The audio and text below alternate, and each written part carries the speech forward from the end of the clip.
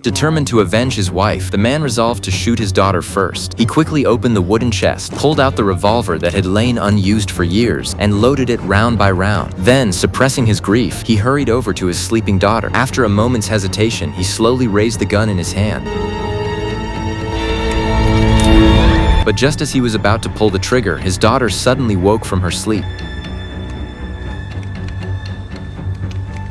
Mama wouldn't like you pointing that gun at me.